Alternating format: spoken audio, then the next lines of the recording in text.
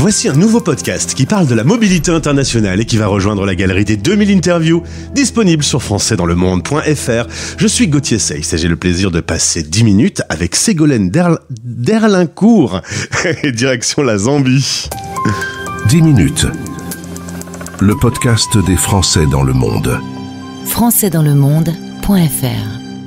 Un nom de famille du nord de la France, je devrais être meilleur que ça, logiquement. Bonjour Ségolène. Bonjour Gauthier. Content de faire ta connaissance. On va échanger, toi tu es en Afrique australe. On a la même fuseau horaire avec la France en ce moment. Oui, tout à fait. En été en tout cas.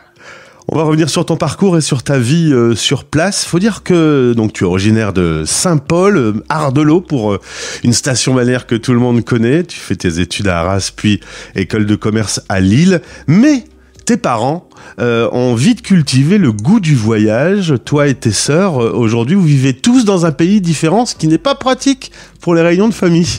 Il faut s'organiser beaucoup à l'avance et puis planifier les vacances familiales 6 mois au moins en avance pour s'assurer que tout le monde se retrouve au même endroit. Et tes sœurs sont où dans le monde du coup ? Alors j'en ai une en Angleterre, une en Allemagne et en fait il y en a une qui est en France quand même, qui a décidé de rester. Alors, tu vas faire un Erasmus en Angleterre, évidemment. Tu te dis que si tu aimes voyager, il va falloir que tu maîtrises l'anglais. Et puis, après les études, tu trouves une entreprise, une PME du Nord, qui te propose un VIE en Thaïlande. L'Asie, c'était un target ? Pas du tout, ça a été un hasard. Je me suis laissée porter par les opportunités. Et donc, quand on m'a dit la Thaïlande, j'ai dit pourquoi pas, je ne suis jamais allée en Asie et on y va. Et je suis allée vendre de la broderie du Nord dans tous les pays d'Asie pour faire des sous-vêtements. Alors, ça dure 2 ans, un VIE, mais tu veux rester sur place. Résultat, ensuite, tu enchaînes des jobs locaux et tu y restes pendant 6 ans et demi. Mais après avoir le sentiment d'avoir fait le tour, tu vas décoller en 2009 pour Kaboul, direction l'Afghanistan. On est en période post-guerre, le pays se reconstruit et tu participes à cette reconstruction.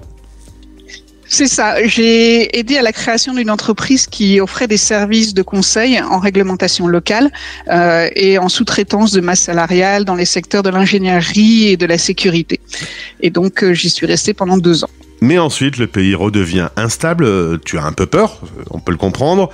Donc tu décides de partir cette fois à Haïti. On est en 2011, on est juste 1 an après un tremblement de terre terrible qui a tué 250 000 personnes sur l'île. Et là, tu vas vivre Haïti First, une entreprise canadienne qui aide à la reconstruction. Voilà, c'est ça. Donc, nous encouragions toutes les organisations internationales qui œuvraient à la reconstruction du pays à donner la priorité à l'achat de biens et de services locaux. Et nous formions donc ces entreprises qui étaient pour la plupart informelles à devenir formelles, donc à payer des impôts et à s'enregistrer auprès du ministère du Commerce haïtien et à se former donc aux normes internationales d'approvisionnement. Ça devait être assez passionnant de voir du coup ce pays se reconstruire, renaître de ses cendres. Alors, c'était très intéressant dans le sens où il y avait vraiment un élan de solidarité entre les Haïtiens, les entreprises et ONG internationales. Et c'est vrai que pendant quelques années, tout cela nous a porté vers l'avant.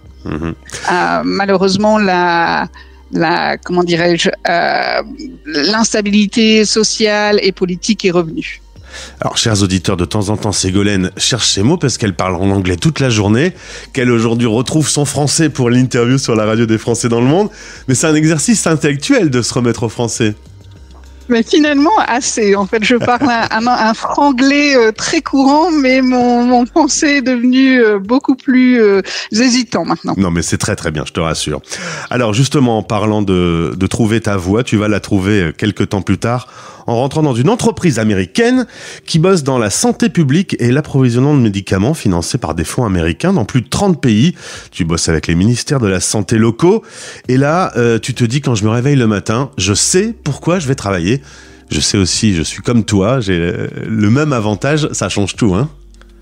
Ça change absolument tout. De se dire que le petit travail qu'on va faire à notre niveau finalement va bénéficier à plusieurs centaines de milliers de gens, à faire baisser le taux de prévalence du sida dans les pays dans lesquels on travaille, à protéger les familles qui vont recevoir des moustiquaires qu'on achète et qu'on importe dans les pays, et aussi à assurer la sécurité des médicaments dans ces pays.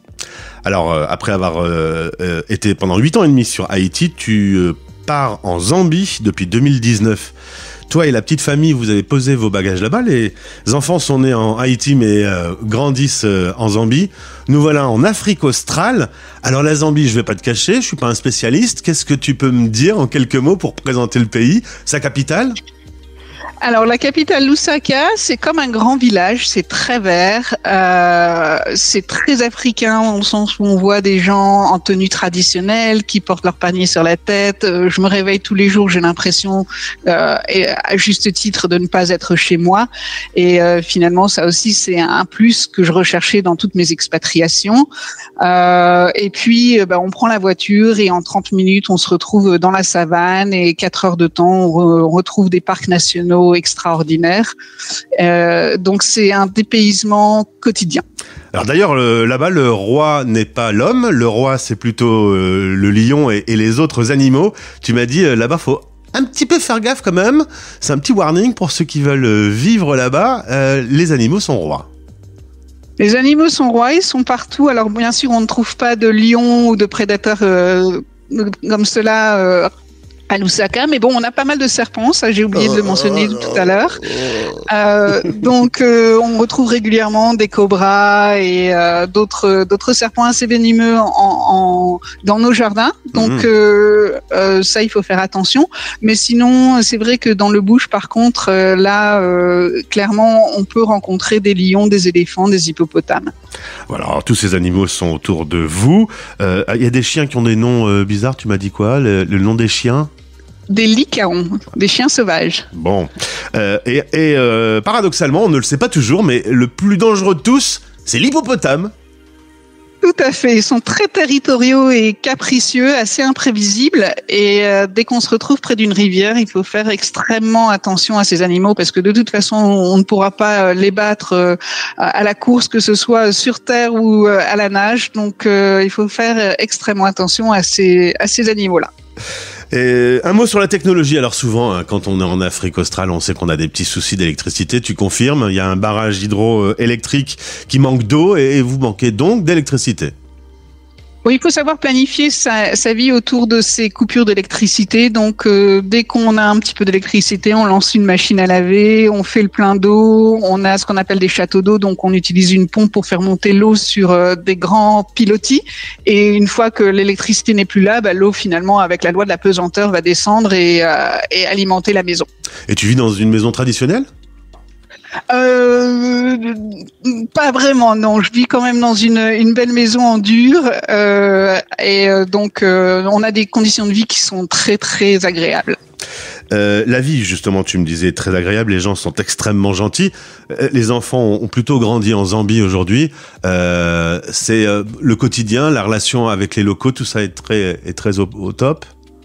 Elle est très agréable, cette relation, que ce soit au travail ou bien dans la vie de tous les jours. Les gens sont finalement très gentils avec nous. Je veux dire, il y a une paix sociale. On vit dans un voisinage où il y a aussi bien des musulmans que des hindous, que des chrétiens, et tout le monde vit vraiment en bonne harmonie. C'est très agréable. Justement, la France et l'Afrique, c'est pas toujours le grand amour, notamment ces dernières années.